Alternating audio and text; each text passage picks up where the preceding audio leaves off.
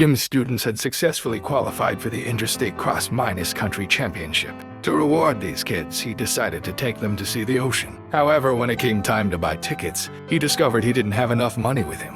So he had to ask the ticket collector for some leniency and a discount. Looking at this group of children filled with anticipation, the ticket collector ultimately decided to let them through. These kids were from McFarland, California's poorest town, where they usually spent their days working in the fields. This was the first time in their lives they had ever seen the ocean. The magnificent sea stat before them left the children completely awestruck. It took them quite a while to recover before they excitedly ran toward the water to play and splash around. When they returned to McFarland, the entire town was buzzing with excitement. No one could have imagined that this nearly forgotten town would one day appear as a contender on the stage of a national level competition.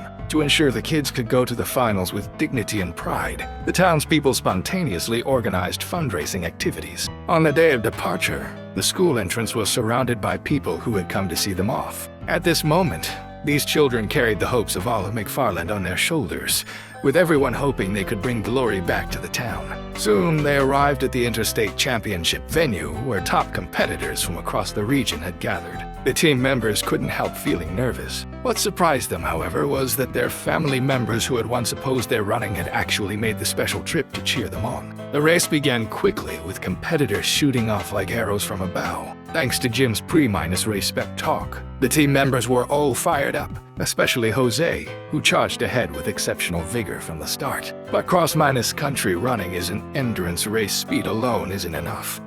Sure enough, Jose's overly aggressive start left him exhausted before long, and opponents began passing him one by one. Danny, who was further back in the pack, quickly noticed something was wrong with Jose. If Jose couldn't finish the race in time, their team's overall score would be ruined. Danny immediately picked up his pace. The course was long, presenting an extreme test of the runner's endurance. The stamina these kids had built up through years of working in the fields proved to be a tremendous advantage at this crucial moment. Thomas crossed the finish line first, taking the top spot, while the other team members also placed near the front. But as the race neared its end, Jose, who should have been the fifth to cross, was nowhere to be seen. At this rate, their team's score would definitely suffer, and disappointment was written all over Jim's face. Just then, Thomas spotted a familiar figure. Danny, the chubby kid who was usually the least favored, was pushing past competitor after competitor, becoming the race's biggest dark horse. In the end, he crossed the finish line as the team's fifth runner, securing crucial points for the squad. No one could have predicted that this most unremarkable town would achieve such an incredible result.